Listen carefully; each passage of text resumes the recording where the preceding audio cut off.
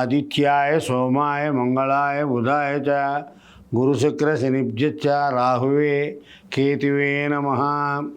శ్రీ శ్రీ శ్రీ కైవల్యానంద సరస్వతి స్వామి పాదపద్మములు ప్రణామములు చేస్తూ ఈ వార ఫలితాలు. మిథున రాశి మృగశిర 3, 4 పాదాలు, ఆరుద్ర 1, 2, 3, 4 పాదాలు, పునర్వసు 1, 2, 3 పాదాలు. లగ్న కురువు కారణంగా ఈ వారం కీర్తి, ఉద్యోగతులో విరోధం, బుద్ధిమాన్యం, స్థానచ్యుతి, అధిక ఖర్చులు, తెలివితేటలు కలిగిన పని చేయకపోవడం జరుగుతుంది. అయినా సరే ద్రవ్య ప్రాప్తి కలుగుతుంది. బంగారు ఆభరణాలు పోయినవి దొరికే అవకాశాలు ఎక్కువగా ఉన్నాయి. ఎక్కువగా మాట్లాడి బంధువుల చేత అవమానించబడతారు.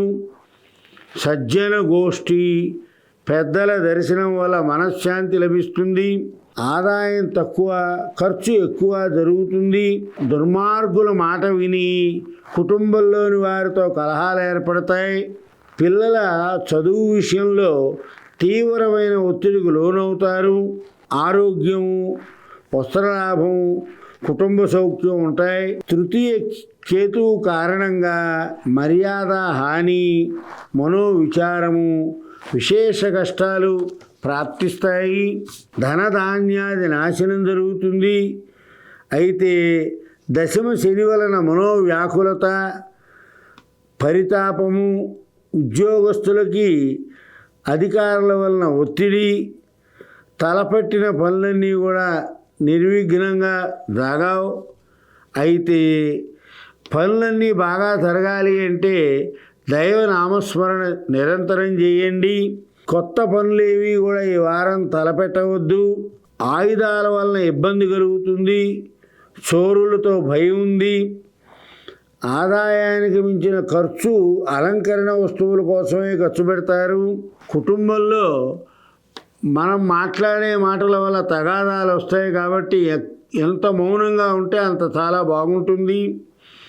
ఉద్యోగస్తులకు కూడా స్థానచలన సూచనలు ఎక్కువగా ఉన్నాయి. నూతన ఉద్యోగ విదేశ వ్యాపారం చేసే వాళ్ళకి బాగా లాభిస్తుంది. అంతేకాకుండా ఎవరిని నమ్మి ఏ హామీలు ఉండద్దు. మృగశిర 3, 4 పాదాల వారు లక్ష్మీ కవచాన్ని పారాయణ చేయండి.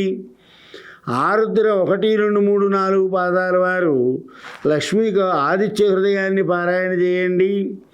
పునర్వసు 1, 2, 3 పాదాల వారు రామరక్షా స్తోత్రాన్ని పారాయణ చేస్తే అంతా మంచే జరుగుతుంది.